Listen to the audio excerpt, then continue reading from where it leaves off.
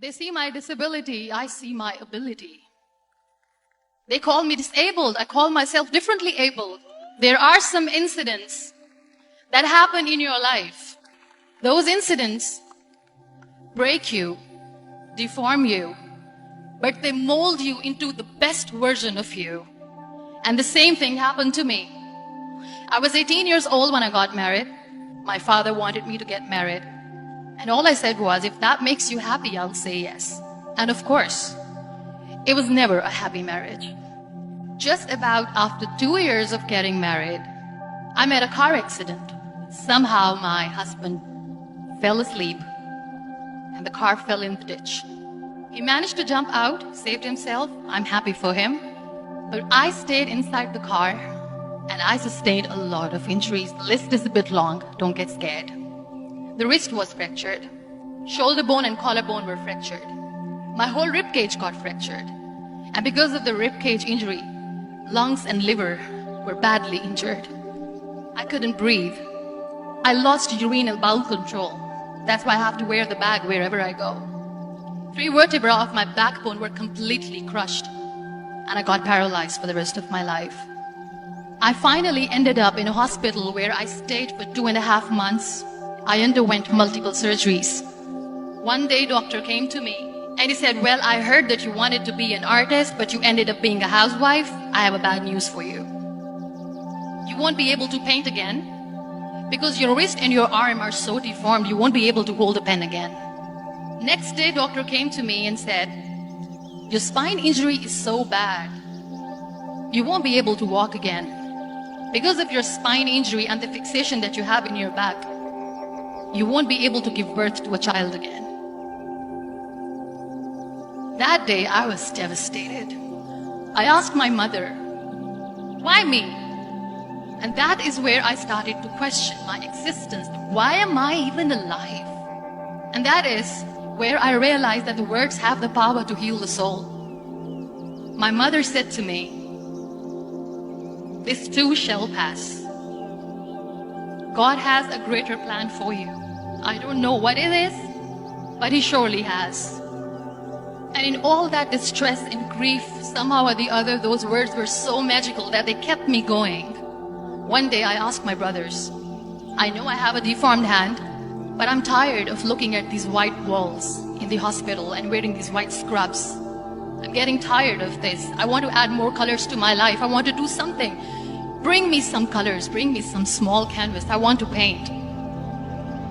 So the very first painting I made was on my deathbed, where I painted for the very first time. It was not just an art piece or just my passion. It was my therapy. And then I was discharged and I went back home. And I went back home and I realized that I have developed a lot of pressure ulcers on my back and on my hip bone. I was unable to sit. There were a lot of infections in my body, a lot of allergies. So doctors wanted me to lie down on the bed straight for not 6 months, for not 1 year, for 2 years. I was bedridden, confined in that one room, looking outside the window, listening to the birds chirping and thinking maybe there will be a time when we'll be going out with the family and enjoying the nature. That was the time where I realized how lucky people are. That is the time where I realized that the day I'm going to sit, I'm going to share this pain with everyone to make them realize how blessed they are, and they don't even consider them lucky. That day I decided that I'm going to fight my fears. We all have fears. Fear of unknown, fear of losing people, fear of losing health, money.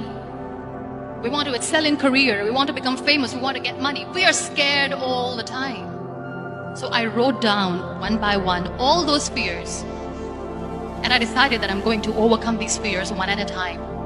You know what was my biggest fear? Divorce.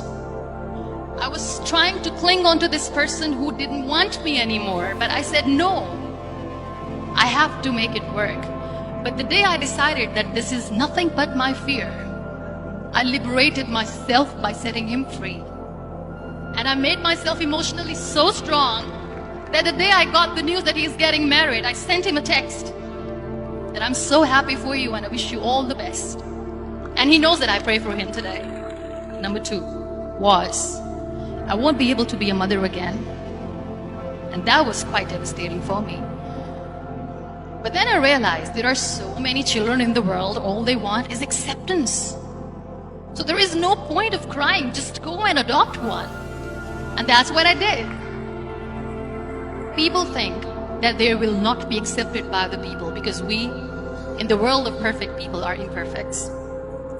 So I decided that instead of starting an NGO for disability awareness, which I know will not help anyone, I started to appear more in public. I started to paint. I decided that I'm going to join the national TV of Pakistan as an anchor person. And I've been doing a lot of shows for the last 3 years. I became the National Goodwill Ambassador for UN Women Pakistan, and now I speak for the rights of women, children. We talk about inclusion, diversity, gender equality, which is a must. Every time I go in public, I always smile. It's always a big toothy smile on my face, and people ask me, don't you get tired of smiling all the time? What's the secret? I always say one thing, that I have stopped worrying about the things that I have lost, people that I have lost. Things and people who were meant to be with me are with me. And sometimes, somebody's absence makes you a better person. Cherish their absence. It's always a blessing in disguise. Live your life fully. Accept yourself the way you are. Be kind to yourself. Be kind to yourself. I'll repeat, be kind to yourself, and only then you can be kind to others. Love yourself and spread that love. Life will be hard. There will be turmoil. There will be trials, but that will only make you stronger.